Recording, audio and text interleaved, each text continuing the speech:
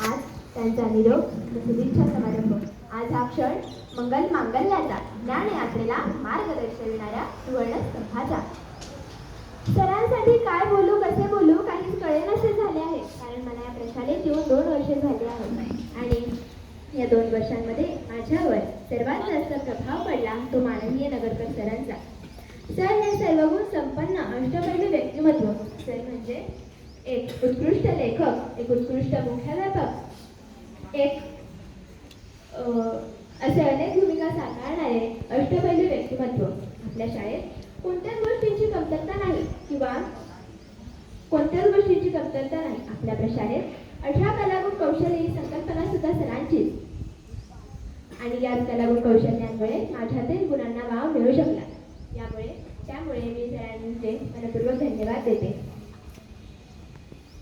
आपल्या शाळेत जशा स्पर्धा आहेत तशा स्पर्धा कोणत्याच शाळेत नाही किंवा असे मुख्याध्यापक सुद्धा नाही. आपण खूप भाग्यवान आहोत की आपल्याला असे मुख्याध्यापक लाभले.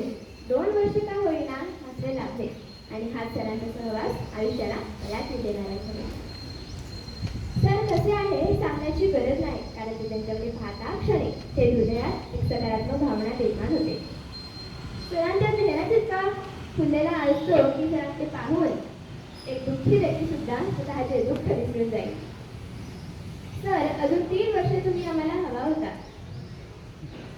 सरांशी बोलताना कधीही संकोच वाटला नाही. सरांमुळे मुख्याध्यापकांची भीती मनातून निघून गेली. आता मुख्याध्यापकांशी बोलायचे असेल तर बिनधास्त होऊन बोलता येईल. सर तुमचा माझ्या आईवडिलांवरही खूप प्रभाव पडलेला आहे.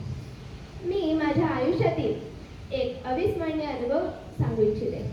ज्यावेळी सरांना लॉकडाऊनची शाळा या नाटकासाठी उत्कृष्ट लेखनासाठी पुरस्कार मिळाला होता, त्यावेळी मी व माझे आई बाबा शनिवारी शाळेत त्यांना अभिनंदन करण्यासाठी आलो होतो.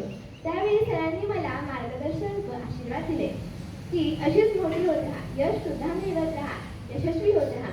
मात्र एक लक्षात ठेव, जिंकण्याकडे कोणी फोकस करू नको, फक्त स्वतःला इम्प्रूव्ह करत राहायचं. शाळा शिकताना अभ्यास पण करायचा आणि मस्ती पण मात्र मस्ती लिमिटमध्येच करायची. तर तुमचे हे मार्गदर्शन ते कधीच विसरणार नाही. मी सरांकडून खूप काही शिकले, जसे की नेहमी नम्र राहावे, सर्वांचा आदर करावा, नेहमी शिस्तप्रिय वागावे आणि सरांचे ही शिकवण कधीच विसरणार नाही. अशा या निस्पृह शांत स्थितप्रज्ञ व्यक्तिमत्वाचा वारसा आम्हाला फक्त 2च वर्ष लागला, याची फार वाईट लागते. बोलण्यासाठी खूप काही आहे, मला बोलायची सुद्धा आहे, मात्र वेळेची मर्यादा असल्यामुळे मला माझे शब्द आवडते घ्यावे लागणार आहे. सेवानिवृत्ती निवृत्ती छे हो, निवृत्ती म्हणजे पुन्हा एकदा जीवन जगण्याची एक नवी आवृत्ती, एक नवी आकृती. निवृत्तीच्या वयातही चेहरा तुमचा फुललेला, सुंदर सुंदर विचारांनी मार्ग तुमचा फुललेला. असे जीवन फुलत जावं हीच एक सदिच्छा. पुढील जीवनासाठी तुम्हाला खूप खूप शुभेच्छा, खूप खूप शुभेच्छा. धन्यवाद.